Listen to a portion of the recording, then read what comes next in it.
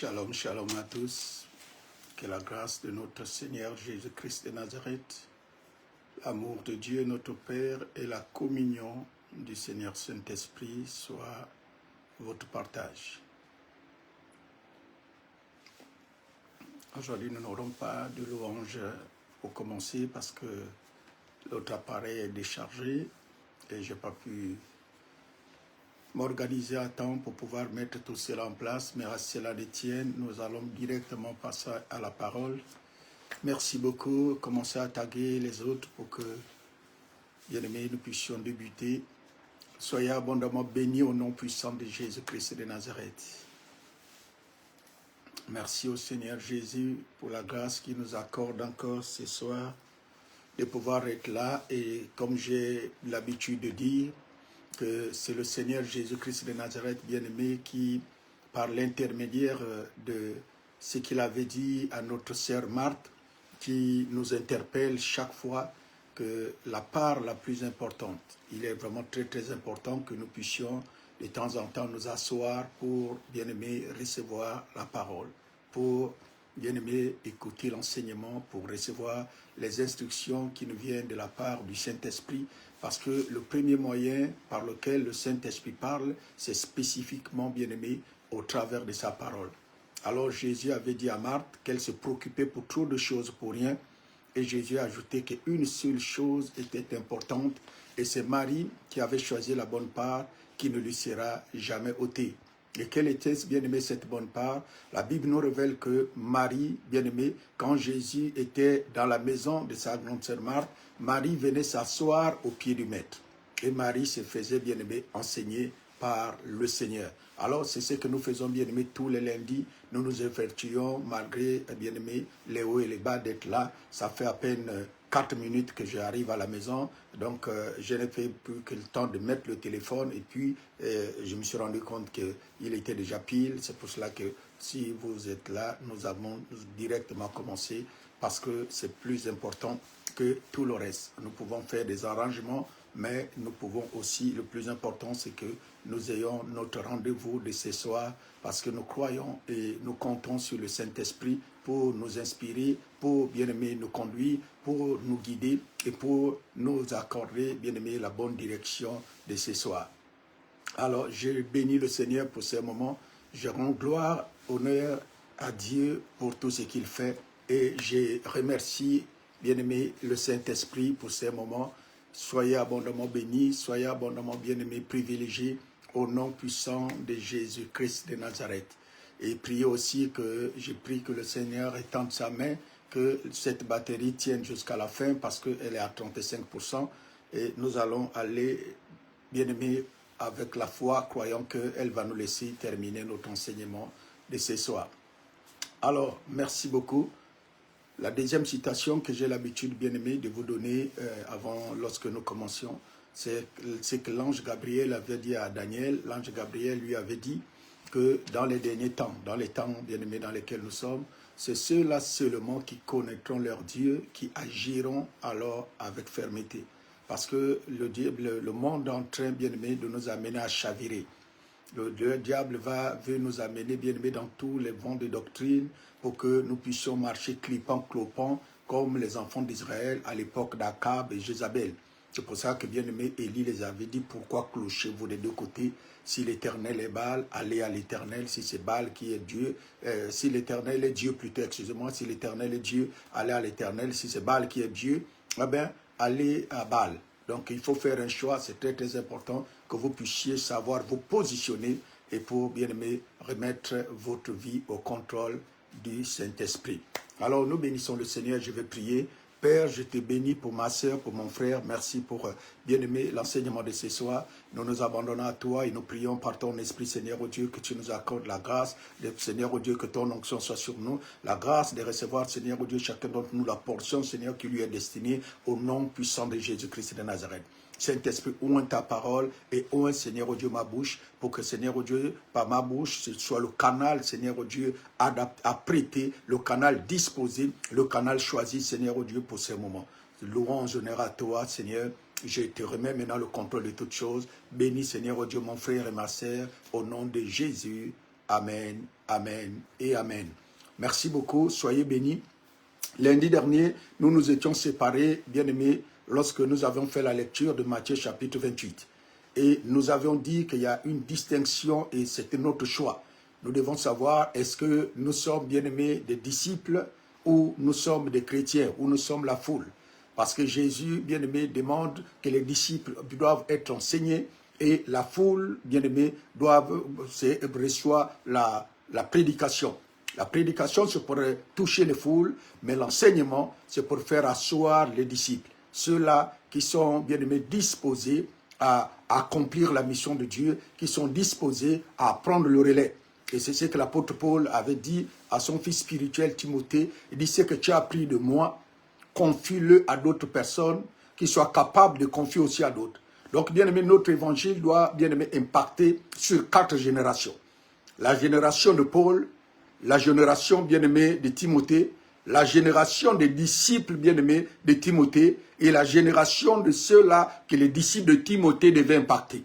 Et lorsque l'évangile, bien-aimé, est établi sur 4 générations, alors nous pouvons être sûrs et certains que les fruits vont, bien-aimé, s'en suivre. Alors nous bénissons le Seigneur et ma prière à Dieu, c'est que toi et moi, nous fassions partie du cadre, bien-aimé, des disciples. Que nous soyons des disciples qui soient capables aussi de faire des disciples et d'en transmettre l'enseignement. C'est-à-dire que cet enseignement ne doit pas s'arrêter par toi. Tu peux prendre cet enseignement, si par exemple tu as un compte Facebook, tu peux faire le partage, et TikTok, tu peux faire le partage, tu peux faire des commentaires. Tu dois tout faire pour, bien-aimé, perpétuer, bien-aimé, l'échelle pour que l'évangile soit, bien-aimé, accessible aussi à d'autres personnes au travers de ta personne. Alors, je reçois, bien-aimé, de la part du Seigneur, je te confie, toi aussi, bien-aimé, tu reçois de ma part, tu confies à une autre personne et tu t'assures, en lui conseillant ou en l'exhortant, de aussi confier à notre personne. À partir de ce moment, lorsque, bien-aimé, il y a 4 générations qui transmettent le même message, alors le message peut plus impacter parce que c'est à cela que le Seigneur nous a appelés à faire. Nous avons lu Matthieu 28 qui disait ceci. Matthieu 28, nous avons lu le verset 18, bien-aimé, jusqu'au verset 20. Le verset 18 dit ceci. Jésus s'étant approché leur parlant ainsi. Tout pouvoir m'a été donné dans le ciel et sur la terre. Je voulais vraiment, principalement ce soir, revenir ici. Jésus a dit tout pouvoir lui a été donné, pas seulement sur la terre. Il commence, il dit dans le ciel, ça veut dire dans le monde spirituel. Dans le monde des esprits, Jésus a tout pouvoir. Il n'y a pas un démon qui peut résister, bien aimé, à l'autorité qu'il y a dans le nom de Jésus. À l'autorité que, parce que Philippiens, chapitre 2, nous révèle ceci, que Dieu a souverainement élevé Jésus.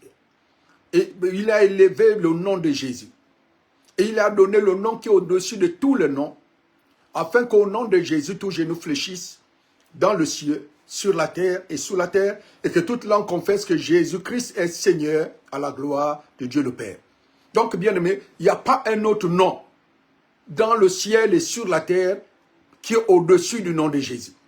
Et nous, on a l'habitude, selon Actes chapitre 4, on chantait, bien aimé, ces paroles. Ton nom est puissant, Jésus. Ton nom est unique, Jésus. Ton nom est puissant, Jésus. Au-dessus de tout autre nom, il n'y a de salut en aucun autre. Car il n'y a sous le ciel aucun autre nom qui a été donné parmi les hommes, par lequel nous devions être sauvés. Ton nom est puissant, Jésus. Ton nom est unique, Jésus. Ton nom est puissant, Jésus. Au-dessus de tout autre nom. Non, bien-aimé, le nom, la puissance du nom de Jésus est au-dessus, bien-aimé, de tous les autres noms.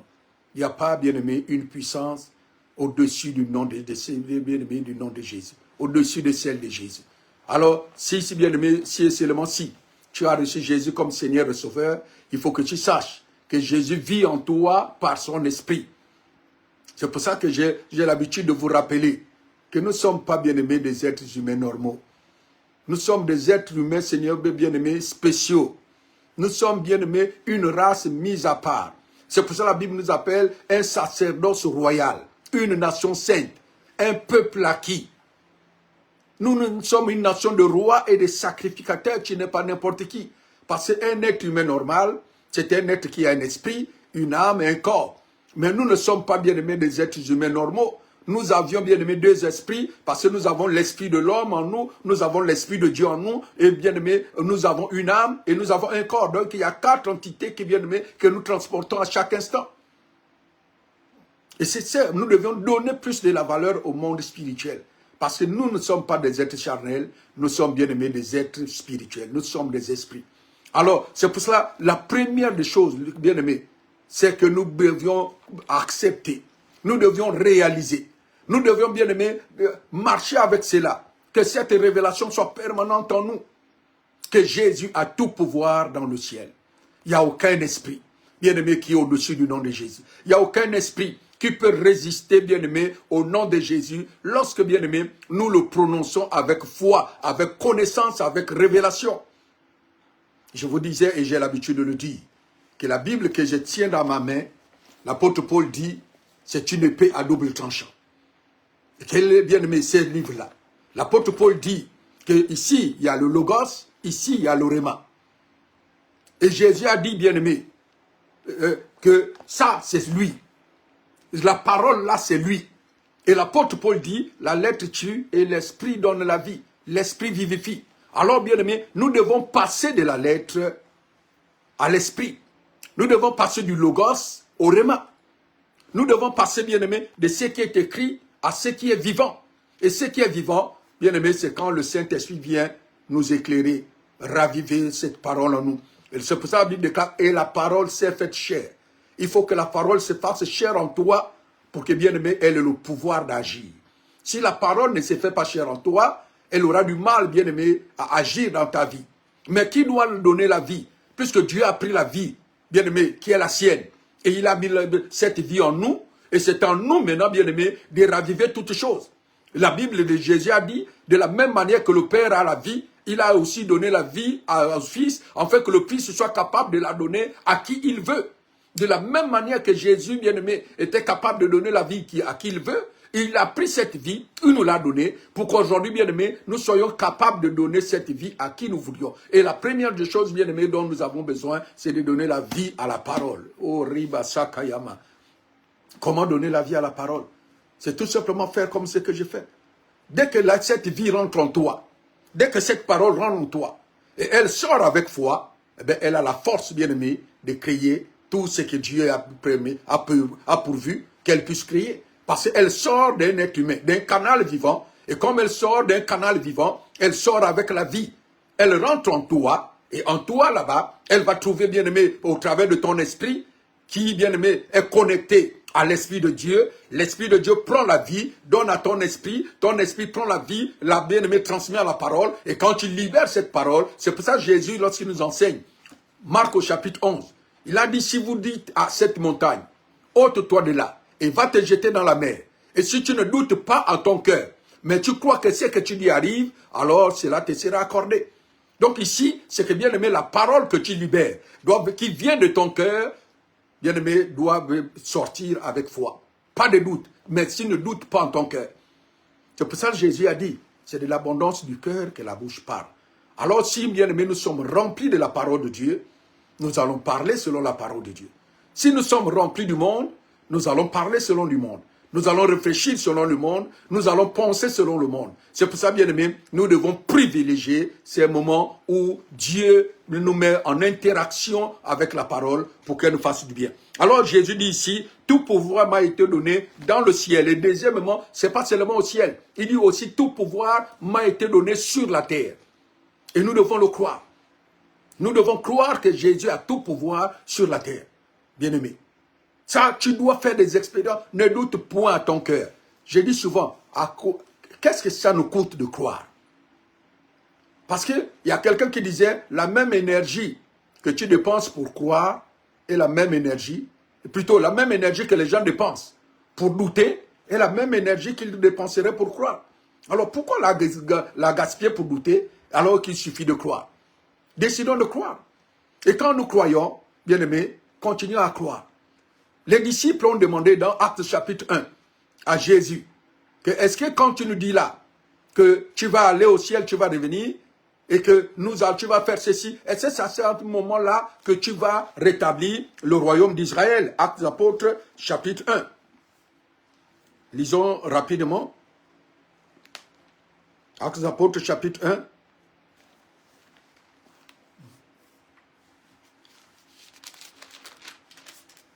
Voilà ce que les disciples disent. Jésus leur dit, comme il se trouvait avec eux, il leur recommanda de ne pas s'éloigner de Jérusalem, mais d'attendre ce que le Père avait promis, ce que je vous enseigne, leur dit-il. Car Jean a baptisé d'eau, mais vous, dans peu de temps, vous serez baptisés du Saint-Esprit. Alors, verset 6, alors les apôtres réunis lui demandèrent, Seigneur, est-ce en ce temps-là que tu rétabliras le royaume d'Israël? Ça veut dire que comme que le Saint-Esprit va venir, nous avons entendu 3 ans et demi avec toi, croyant que c'était toi, que c'était en ce moment-là, maintenant que tu vas rétablir le royaume d'Israël. Maintenant, nous avons suivi, croyant que tu vas t'auto-proclamer roi. Parce que, Jean, bien aimé, Pierre a eu la révélation. Quand Jésus les a posé la question, mais aux yeux des gens, que dit-il de moi? Eh bien, ils ont commencé à dire, les uns disent que tu es Moïse, d'autres disent que tu es Élie, d'autres disent que tu es Jean-Baptiste, ou tu es l'un des prophètes. Ils disent, bon, ça c'est ce que les gens disent. Mais vous qui êtes avec moi tous les jours, que dites-vous de moi? Eh bien là, ils ne connaissaient pas qui était Jésus. Ils sont restés là silencieux. Et Pierre a eu une révélation. Pierre a dit, tu es le Christ, le Fils du Dieu vivant. Et Jésus a répondu à Pierre, que ce n'est ni la chair ni le sang qui t'ont révélé cela, mais c'est mon Père qui est dans les cieux qui vient de te le révéler. Ça veut dire que c'est mon Père qui est dans les cieux qui vient de te parler, et c'est lui qui vient de te révéler que je suis le Christ, le Fils du Dieu vivant. Alors, ils se sont dit, mais comme le Christ devait venir rétablir toutes choses, alors Jésus va s'auto-proclamer roi et nous allons le suivre. C'est pour ça à Gethsemane, Pierre a bien aimé fait sortir son épée et a coupé l'oreille bien aimé de Malchus. Pourquoi? Parce que pour Pierre, il était anormal que le roi ne soit pas protégé. Et alors Jésus a dit à Pierre, je ne sais pas être protégé par un homme. Il est possible pour moi de demander à mon Père de m'envoyer 12 légions d'anges et ils vont me protéger. Puisque je l'ai déjà fait. Souvenez-vous que quand il a commencé son ministère, la Bible déclare qu'après avoir lu le livre d'Isaïe et qu'il les a parlé, et ils ont été énervés, la Bible déclare qu'ils l'ont amené, entraîné sur bien-aimé la montagne sur laquelle la ville était bâtie pour le précipiter, dans le but de le précipiter, en fait qu'il tombe bien-aimé et qu'il aille mourir. Mais quand ils sont arrivés au sommet de la montagne, Jésus s'est retourné et Jésus est passé au milieu d'eux. Personne n'a pu, alors que leur dessein était d'aller le précipiter. Mais Jésus a montré que personne ne pouvait faire quoi que ce soit, personne ne pouvait me toucher. Alors il savait ça. Pierre avait bien-aimé expérimenté ça.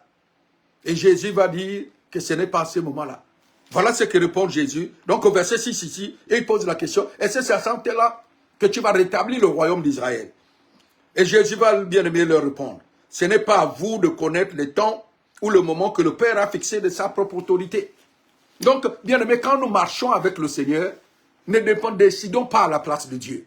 L'enfant doit rester à la place de l'enfant, le Père doit rester à la place du Père. Le disciple, bien aimé, doit rester à la place du disciple, le maître doit rester à la place du maître. Le croyant doit garder la place du croyant et Dieu doit garder la place de Dieu. Croyons tout simplement que ce qu'il a dit, il a le pouvoir, bien aimé, de l'accomplir. Qu'il le fasse aujourd'hui, qu'il le fasse demain, ou qu'il ne le fasse jamais, je continuerai de croire. C'est pour ça, bien aimé, j'ai l'habitude de faire cette citation des 3 Hébreux. Shadrach, Meshach, Abednego. Lorsque, bien aimé, Nebuchadnezzar avait bâti sa statuette, qui est l'image, bien aimé, du royaume que nous voyons ici. N'oublions pas que cette statuette-là était une statuette bien aimée particulière. Si Dieu le veut, lundi prochain, si bien aimé le Saint-Esprit me le remet en terre, je vais vous parler des caractéristiques de cette statuette. Et ce soir, je vais prendre bien aimé rapidement un élément pour que vous compreniez que cette statuette-là, jusqu'à notre temps, elle est encore bien aimée d'actualité. Et la Bible déclare, je prends le dernier élément bien aimé de cette statuette, que la statuette avait les pieds formés, bien aimé, d'argile et de fer.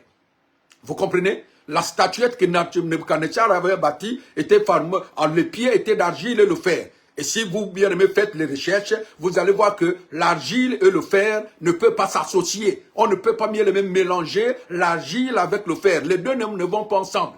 Et l'image, bien aimé, l'argile et le fer là, l'image que vous voyez là, le fer, c'est le symbole, c'est la symbolique ou la représentation, bien aimé, eschatologique des États-Unis, et l'argile est la représentation eschatologique, bien aimé, eschatologique de la Russie. Pourquoi? Et je vais vous donner un petit exemple. En 1960, bien aimé, les États-Unis et la Russie avaient décidé, puisque quand ils ont fait la guerre mondiale, qui ne sait pas ce que les gens racontent au jour d'aujourd'hui. La guerre mondiale, la deuxième guerre mondiale a été gagnée par ou à cause des Russes. C'est la Russie ou l'URSS qui a gagné la deuxième guerre mondiale. Alors, à cette époque-là, bien aimé, l'URSS était le pays le plus puissant.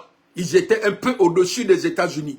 Et d'ailleurs, l'URSS faisait trembler, bien aimé, même les États-Unis. Alors, qu'est-ce qui s'est passé? Donc, après que la Russie, l'URSS ait gagné, ait aidé les Occidentaux à gagner la deuxième guerre mondiale, alors les États-Unis ont voulu faire la paix avec l'URSS. Ils se sont assis sur la table. Et je vous dis ici que, bien aimé, l'URSS était plus fort que les États-Unis.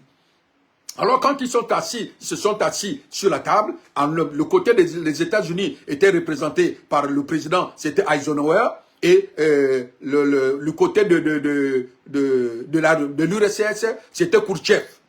Donc, les deux se sont assis.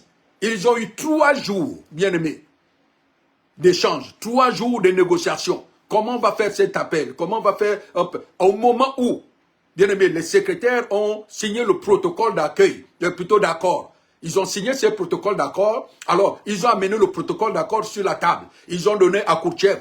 Ils ont montré aussi aux États-Unis. Mais qu'est-ce que bien aimé s'est passé? Khrouchtchev s'est rendu compte que dans la rédaction, puisque la personne qui avait rédigé bien aimé le protocole d'accord était une des secrétaires américains, et ils avaient changé certains termes.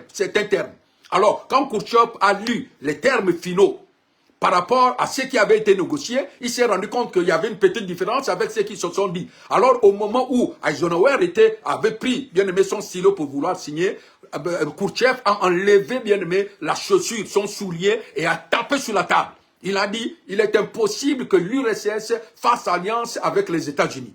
Donc, ça n'a pas eu lieu. Souvenez-vous, quand nous revenons à la Bible, bien aimé, la Bible nous dit ceci, que cette pierre, que cette statuette a été détruite parce qu'il y a une pierre qui a été détachée de la montagne sans le secours de la main d'un homme et qui est venue cogner sur les pieds, et bien aimé, ça a détruit toutes les statuettes. Alors, comme je le promettais tout à l'heure, si Dieu le veut, si le Saint-Esprit veut que nous en parlons, lundi prochain, nous allons monter en profondeur pour voir. Ça, c'est le premier exemple pour montrer que les deux ne peuvent pas s'entendre. Et qu'est-ce qui s'est passé deuxièmement? Bien aimé, ça, la première fois, comme je vous disais tout à l'heure, c'était l'URSS qui avait refusé l'alliance.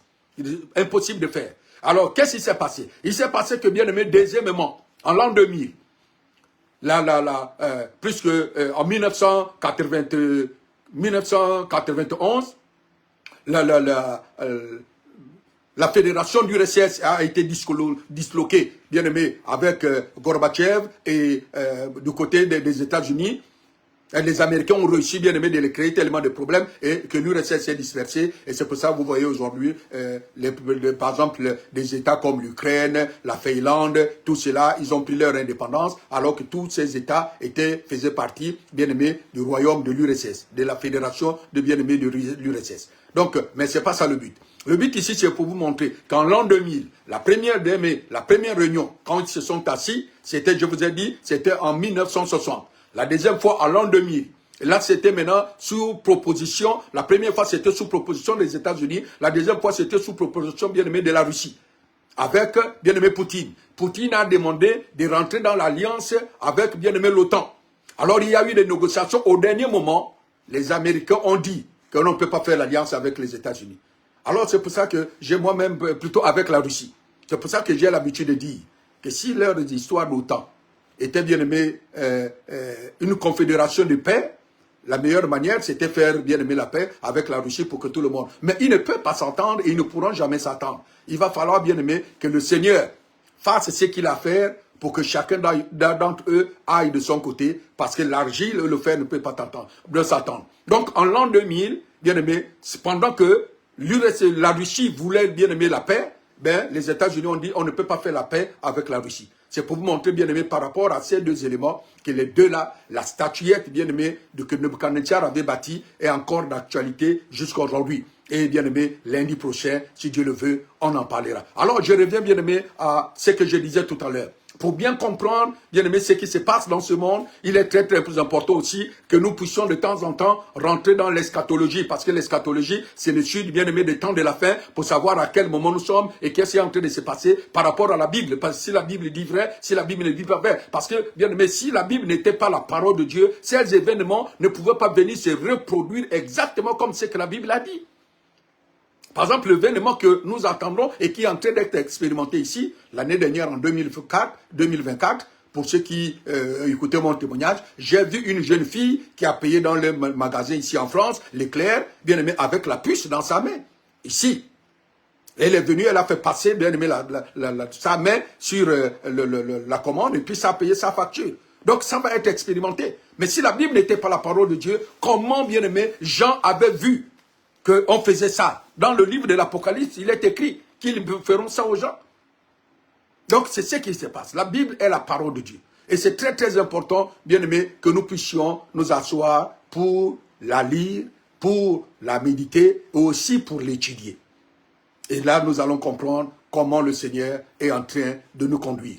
Donc, je disais, par rapport à Jésus ici, Jésus va dire à ses disciples que ce n'est pas à toi et moi de connaître les temps et les moments que le Père a fixés de sa propre autorité. Parce que là où, bien aimé, le diable nous gagne, là où le diable vient nous perturber notre marche avec le Seigneur, c'est qu'est-ce que l'argument, bien aimé, fétiche du diable. L'argument la plus utilisé du diable, c'est quoi? C'est de dire que depuis que tu pries, est-ce que tu as déjà été exaucé? C'est de dire, depuis que tu as demandé, est-ce que Dieu t'a donné? C'est ça, c'est la plus grande arme que le diable utilise contre les enfants de Dieu. Alors que Jésus a dit, toi, ta responsabilité, c'est de prier. Après prier, laisse Dieu prendre son temps. Laisse Dieu décider par quel moyen, par quel chemin il doit t'amener, par où. Parce que, bien aimé, Dieu avait donné la vision à notre frère Joseph. Dieu l'a montré qu'il était grand. Parce que la première vision, bien aimé, que Joseph a eue, il a vu qu'ils étaient dans des champs, il y avait 12 gerbes. Et parmi les 12 gerbes, 11 gerbes sont venus se prosterner devant sa gerbe.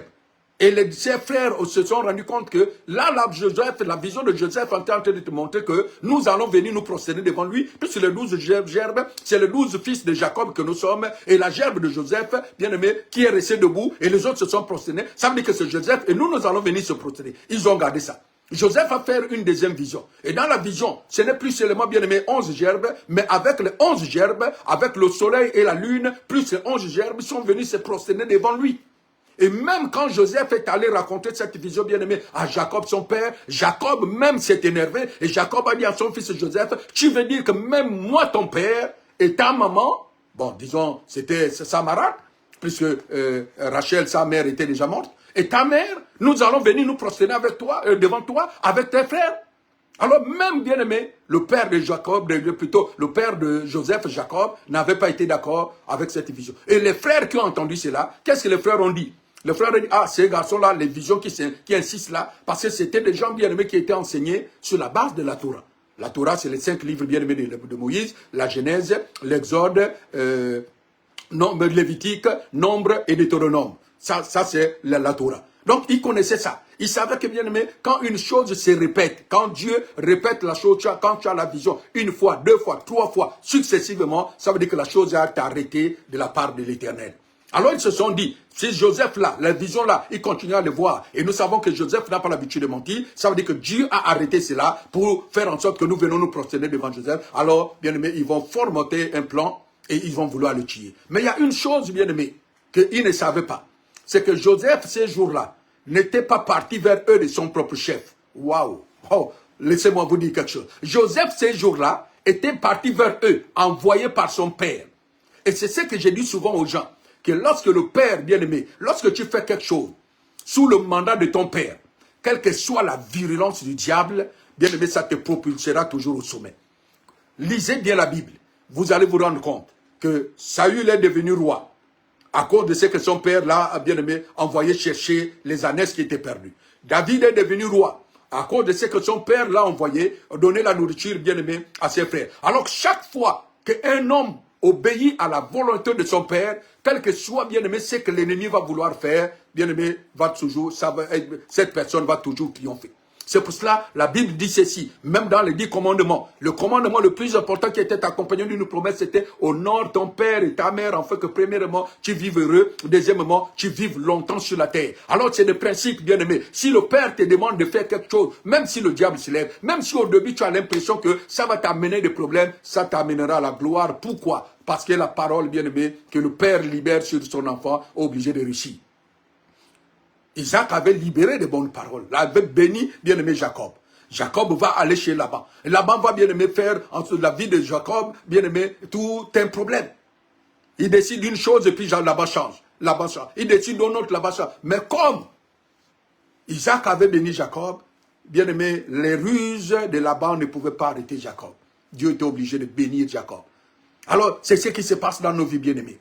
Quand nous suivons le protocole établi par Dieu, si un père te dit de faire quelque chose, même si au départ, bien-aimé, ça n'a rien à voir, si tu obéis, tu verras la gloire de Dieu. Je me souviens il y a quelques années, 2 sœurs étaient venues me soumettre à peu près le même problème. J'ai conseillé les deux. J'ai donné le même conseil aux deux. Et toutes les deux sont parties. Et quelques temps plus tard, bien-aimé, on m'a rendu témoignage que l'une d'elles, quand elle est partie, elle s'est dit, mais le pasteur n'est pas, le pasteur ne connaît pas ou n'a pas l'habilité de maîtriser ces sujets-là, alors je ne vais pas faire ce qu'il m'a dit là, parce que même si il est pasteur, moi je vais faire parce que je connais, je vais faire de moi-même. L'autre a dit que je vais faire ce que le pasteur Médard a dit. Vous savez la conclusion, c'est que celle qui a fait ce que je lui ai demandé de faire a été bénie, et l'autre, bien aimé, a subi les échecs. Pourquoi? Parce que la parole du Père, même quand vous allez même dans nos traditions africaines, les gens qui ne connaissent pas la Bible, ben je dis qu'ils connaissent la Bible parce que j'ai l'habitude de vous dire que la Bible est le livre des traditions africaines. La Bible que nous avions ici, c'est la Bible, c'est le livre des traditions africaines. Quand vous lisez des Genèse, Apocalypse, vous allez voir, bien aimé, c'est de nos traditions qu'on parle ici. Ben, c'est pas ça l'important. Mais ce qui est important ici, c'est de comprendre que quand Dieu parle, sa parole ne retourne jamais à lui, sans avoir au préalable accompli ce pour lequel il envoie. Alors quand une autorité libère des paroles sur toi, bien aimé, ces paroles, si et seulement tu crois en elles, ces paroles te béniront. Alors les frères de Joseph ont attrapé Joseph, ils l'ont d'abord jeté dans la citerne pour qu'il meure, bien aimé, de faim, de soif là-bas. Après, comme Joseph criait, ils se sont dit non, il ne faut pas qu'on le laisse là-bas. Pourquoi il va mourir? Qu'est-ce que nous allons gagner avec sa mort? Ils vont vendre Joseph avec les Madianites. Les Madianites, bien aimés, vont prendre Joseph, vont l'amener en Égypte. Et là, les Madianites, bien aimés, vont vendre Joseph à Potiphar. Potiphar va mettre Joseph au service de sa maison. La femme de Joseph, de Potiphar, va vouloir coucher avec Joseph et Joseph va refuser. Elle va fomenter un coup, bien aimé, contre Joseph, va mentir, va accuser Joseph.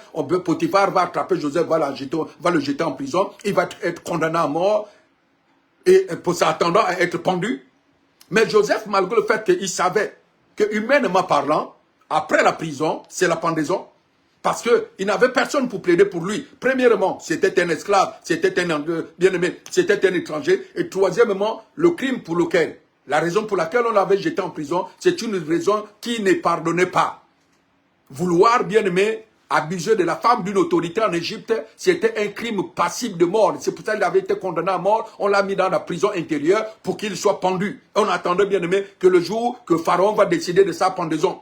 Mais Joseph, malgré là, et j'aime bien aimer l'ironie de Dieu, la Bible nous dit, et l'Éternel fut avec Joseph. Pourquoi l'Éternel était avec Joseph? Parce que Joseph ne s'est pas dit que comme on va me crucifier, comme on va me pendre, alors je ne vais plus servir le Seigneur, je ne vais plus être marcher dans la fidélité vis-à-vis de mon Dieu, je ne vais plus faire ce que mon Dieu me fait et je vais faire n'importe quoi. Non, Joseph est resté intègre dans ses voies. Joseph a continué, bien-aimé, à servir son Dieu, à témoigner, bien-aimé, de la grâce et de la véracité de son Dieu auprès, bien-aimé, à faire son ministère auprès des bien-aimés, de ceux qui étaient là à la prison. Et l'Éternel fut avec lui. Alors, bien-aimé, n'arrête jamais de faire du bien. Quel que soit ce qui t'arrive. Je vous ai pris, bien-aimé, le cas de Joseph, pour montrer que Joseph s'attendait à mourir, selon la voie humaine. Mais Dieu avait, bien-aimé, un plan pour Joseph. Alors, bien aimé, c'est ça, c'est par là que je dis souvent, et que je le répétais tout à l'heure, que le diable nous tient. Le diable arrive à gagner certains d'entre nous parce qu'il va leur dire que depuis que tu pries, depuis que tu vas à l'église, depuis que tu donnes tes dîmes tous les mois, depuis que tu donnes les offrandes, depuis que tu donnes des actions de grâce, depuis que tu fais ceci, depuis que tu fais là, qu'est-ce qui t'arrive? Réponds tout simplement à cette personne-là, bien aimé, animée par l'esprit de l'Antéchrist, parce que la Bible déclare que, bien aimé, nous entendons, la Bible a promis que l'Antéchrist va venir, mais la pensée d'Antéchrist est déjà libérée, bien aimé, dans le monde depuis très longtemps. Ces personnes qui viennent pour te persécuter, ils sont animés par l'esprit de l'Antéchrist. Alors réponds-leur comme je le dis souvent, bien aimé, le souffle de vie que j'ai tout le matin, c'est l'Éternel qui me l'accorde. C'est l'Éternel qui me le renouvelle, et comme l'Éternel qui me le renouvelle, je suis obligé de le servir. Et le lundi dernier, nous avons dit que David a dit que le bonheur et la grâce m'accompagneront tous les jours de ma vie. Et ce n'est pas que le bonheur et la grâce m'accompagnent pour que je puisse m'enorgueillir, non. Et j'habiterai dans la maison de l'Éternel jusqu'à la fin de nos jours,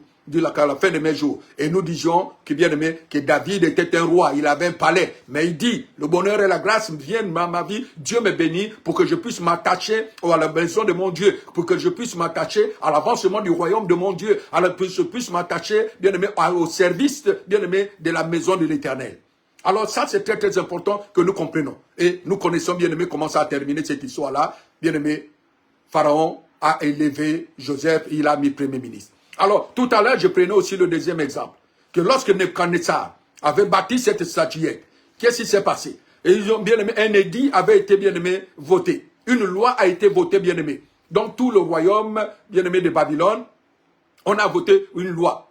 Que pendant une durée de 30 jours, on ne devait pas prier un autre Dieu que la statuette que Nebuchadnezzar avait fait ériger. Pourquoi, bien-aimé, 30 jours? Je le rappelais encore, bien-aimé, à la servante de l'Éternel tout à l'heure. Pourquoi le diable avait pris 30 jours? Parce qu'il est prouvé scientifiquement que si tu ne fais pas quelque chose que tu avais l'habitude de faire, au bout de 30 jours, bien-aimé, ta mémoire va perdre les réflexes. Si tu ne pries pas, au bout de 30 jours, tu vas perdre, bien aimé, l'envie de prier. Tu ne vas te dégoûter de la prière. Si tu ne vas pas à l'église, au bout de 30 jours, tu n'auras plus envie d'aller à l'église. C'est prouvé scientifiquement. Ce n'est pas au hasard que, bien aimé, le diable avait décidé que ce soit sur une période de 30 jours que, bien aimé, les gens ne devaient plus prier l'Éternel pour que, bien aimé, les gens se tournent vers la station. Donc, faisons très, très attention, bien aimé. Le diable ne fait pas de choses pour rien. Bien, le diable savait. Mais la Bible nous dit ici, c'est pour ça que je les aime. J'aime Michaël, j'aime bien aimé Ananias, j'aime Azaria, que nous appelons communément Shadrach, Meshach et Abednego. J'aime ces gens-là. La Bible déclare qu'eux, ils ont continué à prier l'Éternel, leur Dieu. Alors on est allé, bien aimé, les dénoncer auprès du roi. Le roi les a fait appeler. Et quand ils sont venus, le roi a dit, est-ce que c'est vrai ce qu'on m'a dit, que vous avez refusé d'adorer la statuette, vous continuez d'adorer Dieu? Ils ont dit, oh roi, vis à jamais. Nous avons une loi. Et selon cette loi, nous n'avons pas le droit d'adorer un autre Dieu. Il parlait devant le roi. C'est pas aujourd'hui, bien aimé, où pour des petites miettes, tu vois les chrétiens trembler devant les autorités. Tu vois les hommes de Dieu trembler devant les autorités. Pourquoi? Parce qu'on les a promis que ceci, nous sommes devenus même, bien aimés, les chantres des païens. Nous sommes devenus les évangélistes même des païens. C'est dommage de voir, bien aimé, que les chrétiens, c'est les chrétiens qui font la campagne, bien aimé, des hommes politiques. C'est les hommes de Dieu qui font les campagnes des hommes politiques. Alors que, bien aimé, nous avons été suscités pour faire la campagne du roi de rois, du Seigneur des seigneurs. Nous devons faire que la campagne de Jésus. Arrêtons ces choses-là, bien aimé. Arrêtons ça. Alors les 3 Hébreux ont répondu que nous n'allons pas faire la campagne de ta statuette Nebuchadnezzar. Nous n'allons pas faire. Et Nebuchadnezzar a dit, si vous ne l'adorez pas, la statuette, vous allez mourir aujourd'hui. Ils ont dit, oh roi, nous préférons mourir. Mais écoute bien, nous savons que notre Dieu a le pouvoir de nous délivrer de ta fournaise. Mais même s'il ne nous délivrera pas, oh c'est là où je les aime. Ils ont dit, même s'il ne nous délivre pas, nous n'allons pas adorer ta statuette.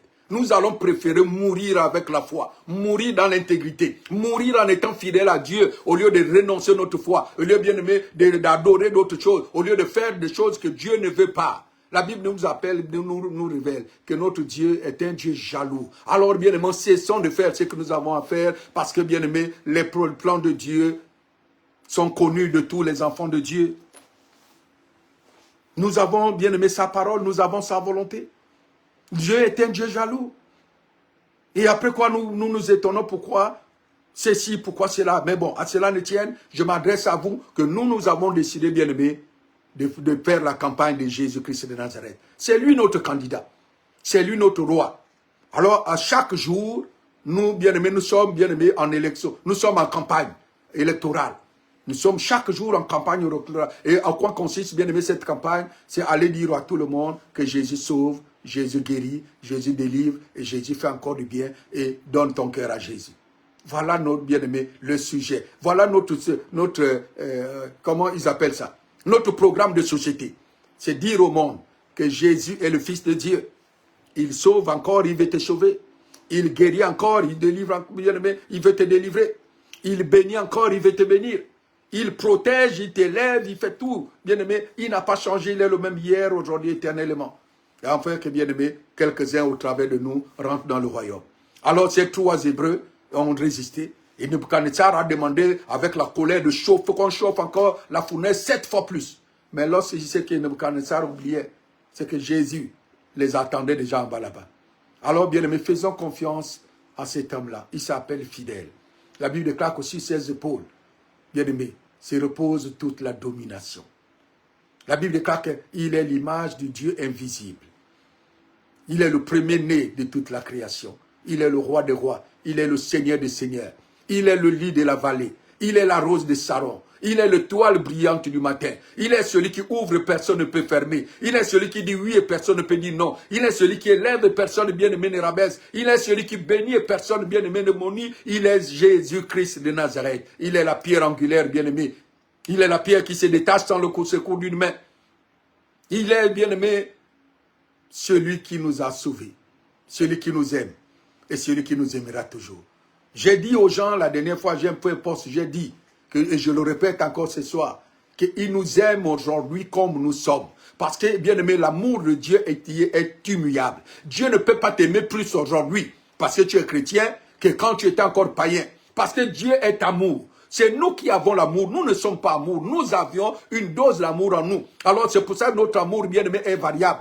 Quand quelqu'un nous fait du bien, nous l'aimons. Quand quelqu'un fait du mal, nous le détestons. Quand quelqu'un fait ceci, nous faisons cela. Mais non, Dieu ne change pas. Dieu t'aime aujourd'hui comme il t'aimait, bien-aimé, quand tu étais dans le sein de ta maman, comme il t'aimait le jour de ta naissance, comme il t'aimait, bien-aimé, avant que tu n'acceptes Jésus comme Seigneur et Sauveur, comme il t'aimait depuis le jour que tu vas aimer, comme il va t'aimer même le jour de ta mort. Il va t'aimer. L'amour de Dieu est invariable. C'est immuable.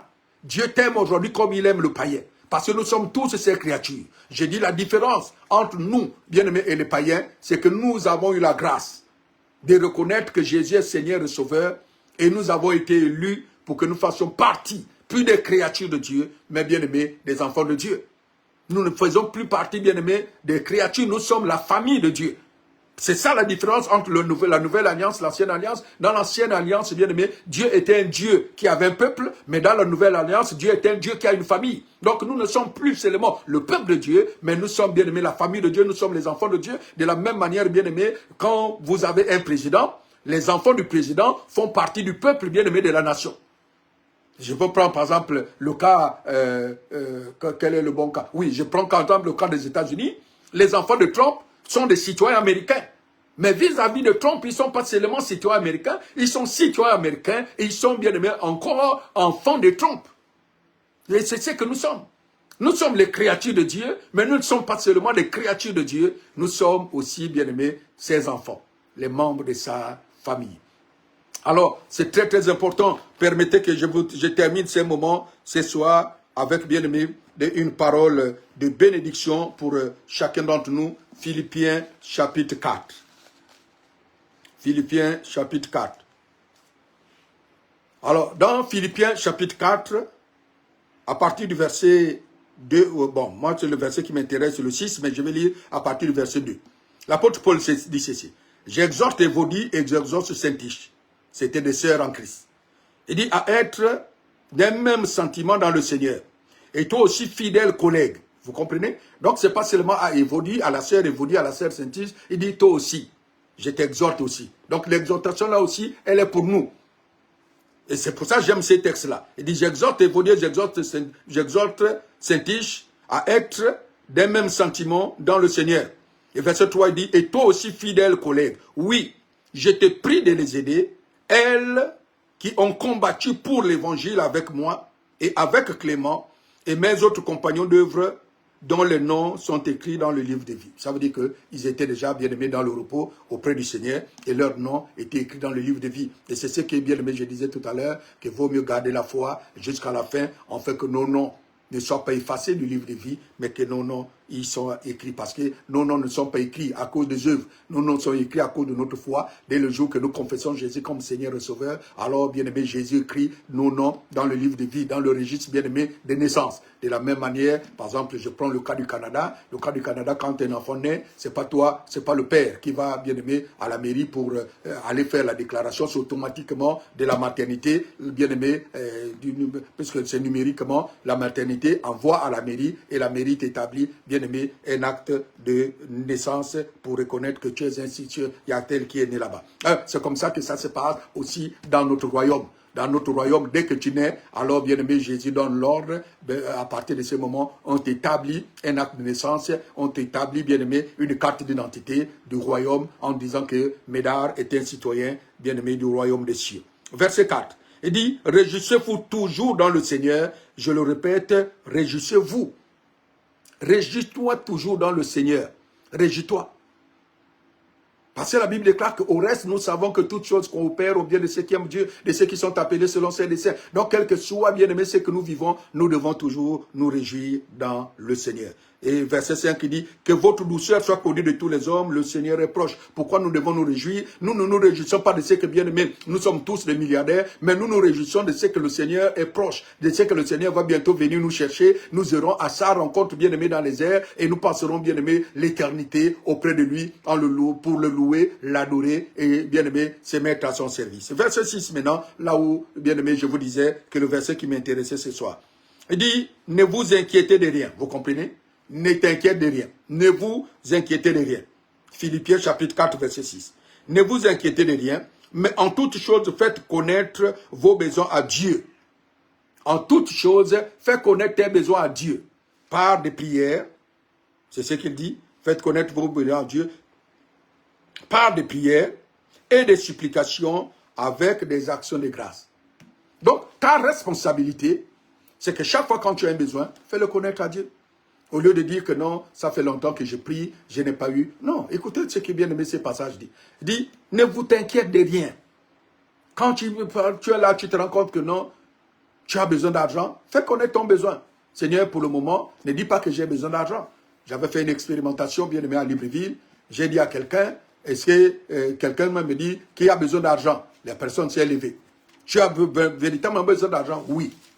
Et puis je l'ai entendu bien aimé, une pièce, on va dire peut-être, bon, on va dire quoi, d'un centime. J'ai dit, ça s'appelle comment? Oh, c'est l'argent. Un centime, c'est l'argent? Non, oui. Si tu as besoin d'argent, donc tiens un centime. Mais qu'est-ce qu'il va faire avec un centime? Et c'est comme ça que nous prions. Seigneur, j'ai besoin d'argent, j'ai besoin d'argent. Et puis Gabriel est là à tes côtés. Et puis le père dit, mais Gabriel, oui, tu n'as pas encore donné l'argent à mon fils. Il dit, mais il a besoin d'argent. L'argent, c'est quoi? Quand tu dis tu as besoin d'argent, un centime, c'est l'argent. Et puis, c'est ce que j'ai dit. Quand tu dis tu as besoin, tu dis non.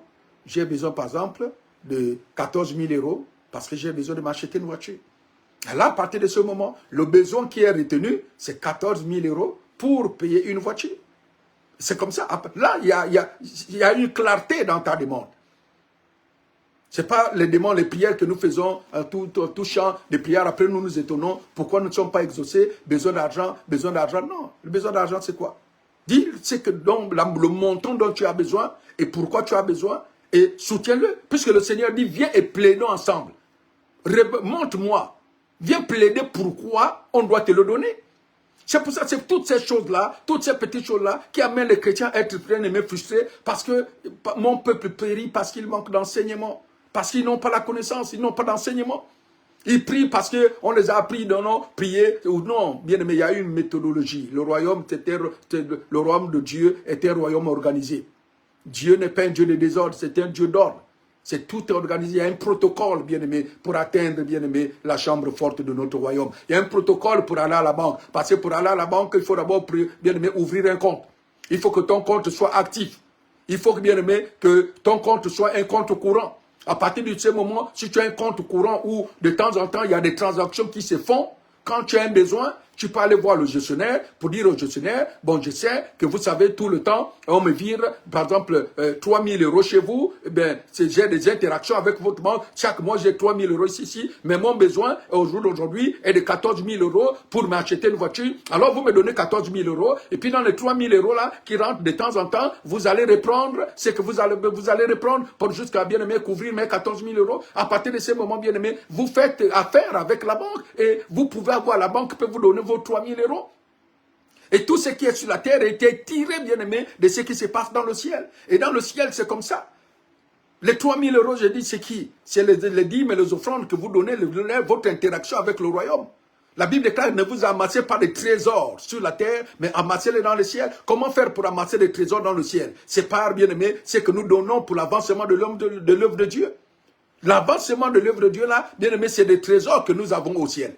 C'est des trésors que nous amassons au ciel. Alors, le jour que nous avons besoin, notre bien-aimé gestionnaire divin, l'ange ouvre la tête, dit oui, mais apparemment, les interactions de Médard ici, il a droit, c'est tout à fait normal, il est solvable. Vous pouvez le donner, ces 14 000 € et les 14 000 € vont s'ouvrir.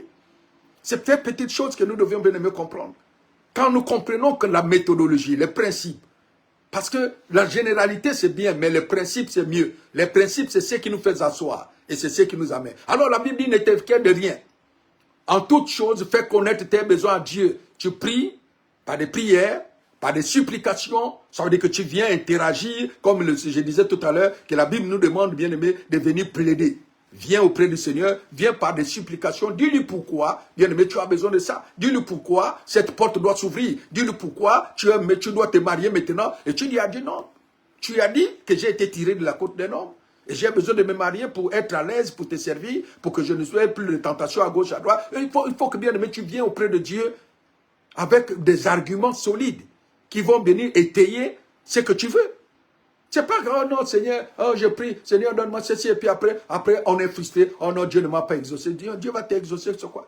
Tu es venu dire à Dieu, Seigneur, j'ai besoin d'argent, s'il te plaît, j'ai besoin d'argent, s'il te plaît. Alors, mais la dernière fois quand tu marchais là, tu as trouvé une pièce rouge de 5 € là, bien aimé sur la terre, c'était l'exaucement de ta prière de besoin d'argent.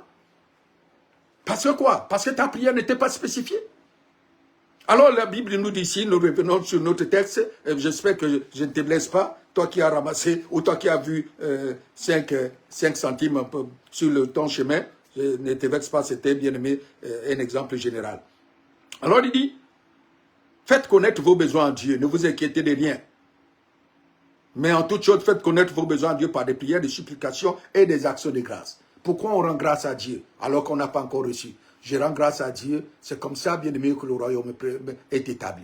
Le royaume, quand nous rendons grâce à Dieu, avant, bien aimé, de recevoir la bénédiction, parce que nous sommes sûrs et certains que ce Dieu-là, il est fidèle. Alors je commence à lui dire merci, parce que je sais que ça va donner. Alors que dans le monde dans lequel nous sommes, c'est le contraire. Dans le monde dans lequel nous sommes, quand je te propose, par exemple, veux-tu un téléphone, tu dis non. Quand tu dis merci, ça veut dire que tu n'as pas besoin.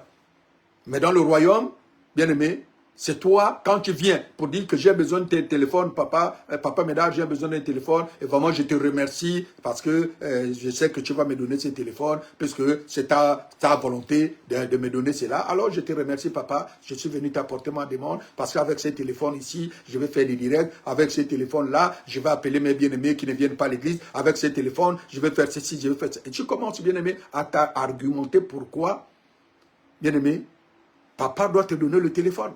Et quand tu as fait ça, à partir de ce moment, tu sors. Et la conséquence, c'est quoi?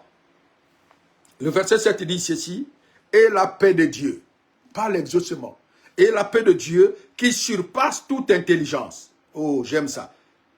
Et la paix de Dieu qui surpasse toute intelligence gardera vos cœurs et vos pensées en Jésus-Christ. Alors, quand tu pries, quand tu sais pour savoir que ta prière a été exaucée, Dieu prend la paix de Dieu. Il met la paix dans ton cœur. Vous ne remarquez jamais qu'il y a des fois là, tu as décidé, tu as courrouché, le diable est venu te remplir de pensées, bien aimé, la tête des pensées négatives. Et tu commences à dire là, de toute façon, je ne veux plus faire ça. Tu commences à prendre des résolutions. Mais après là, il y a une paix qui vient. Et tu ne sais pas comment ça se passe, tu te remets à faire du bien, à servir le Seigneur, à faire ceci, à bien-aimer, visiter les bien-aimés, à t'ouvrir encore. C'est la paix de Dieu. La Bible déclare, et la paix de Dieu qui surpasse ton intelligence. Et la paix de Dieu qui surpasse toute intelligence. Il n'y a pas bien-aimé, une intelligence sur la terre qui est au-dessus de la paix de Dieu. Et cette paix-là vient pour garder ton cœur, premièrement, pour que tu ne sois pas bien-aimé, ballotté de gauche à droite. Et deuxièmement, tes pensées, pour que tu ne sois pas là chaque jour à ruminer. Oh non, je perds mon temps en allant à l'église, je perds mon temps à servir Dieu. Non, et la paix de Dieu qui surpasse toute intelligence va garder ton cœur. Parce que la Bible dit, dans Proverbes chapitre 4, garde ton cœur plus que toute autre chose, parce que c'est de ton cœur que te viennent les sources de la vie. Alors, Dieu veut garder, préserver ton cœur. Parce que l'homme regarde à ce qui frappe les yeux, mais l'Éternel, lui, il regarde à l'état de ton cœur. Et la paix de Dieu, qui surpasse toute intelligence, gardera ton cœur premièrement, et deuxièmement va garder tes pensées, pour que tu ne puisses pas avoir de pensées négatives. Parce que, bien aimé, la pensée détruit, bien aimé, l'édifice que Dieu est en train de bâtir dans ta vie. La pensée, les pensées négatives sont le contraire, c'est les premiers ennemis de ta foi. Parce que la Bible déclare que telles sont, bien aimé, les pensées d'un homme tel il est. Tu es selon tes pensées. C'est tes pensées qui bâtissent ton homme intérieur. C'est tes pensées qui bâtissent, bien aimé, ce que tu es réellement. Parce que c'est par tes pensées, bien aimé, que tu parles. Jésus a dit l'abondance du cœur. De l'abondance de tes pensées, ta bouche parle. Et pas, bien aimé. Alors, si Dieu préserve, la paix de Dieu va garder ton cœur et tes pensées en Jésus-Christ.